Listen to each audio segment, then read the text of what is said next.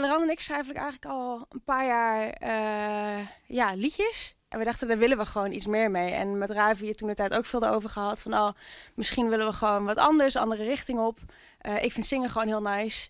En, want jij zit ook al achter een orgel, hè? Ja, ik ben ook toetsenist. Maar zingen is toch iets meer mijn ding.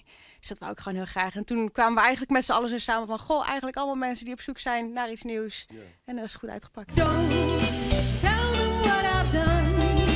They might think it's wrong. The diamond sparkles behind glass.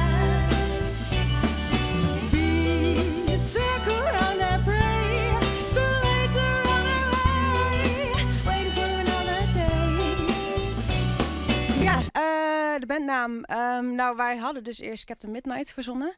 En toen kregen wij op een dag een belletje uit Den Haag. Van een soort gelijknamige band. En die zeiden van wij hebben dat getrademarkt als het ware. Met het verzoek of wij wel de naam wouden veranderen. Want ze waren bang dat het verwarring zou opleveren. Dus dat was wel even net even jammer. Maar eigenlijk zijn we er nu best wel blij mee.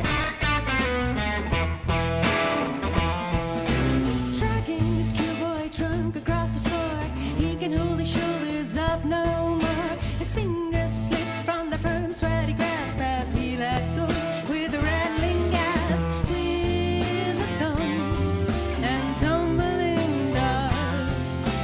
The locks creaking behind her eyes. Ja, we noemen het indie soul, maar er zitten heel veel verschillende invloeden in. Ja, heel veel jazz ook. En eigenlijk gewoon alles wat ons een beetje roept op dat moment. Het laatste nummer,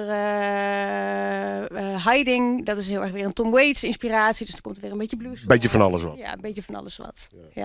Ja, toekomst. Wat volume? Hard aan het werk nu.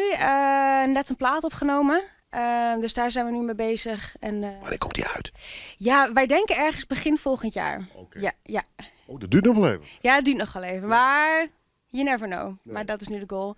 En hard aan timmeren aan de weg. Veel optreden is nu de goal. Ja, maar zoeken naar een sound, optredens dus. Echt beginperiode dus. Ja, klopt. Ja. Leuk hè? Spannend. Kijk, dat is heel leuk. Ja, kun je nog experimenteren. Heeft die plaat gewoon zo kritisch dat het nog heel lang duurt? Of ben je gewoon met planning bezig? Dat soort dingen? Ja. Het is gewoon meer ook een tactisch dingetje.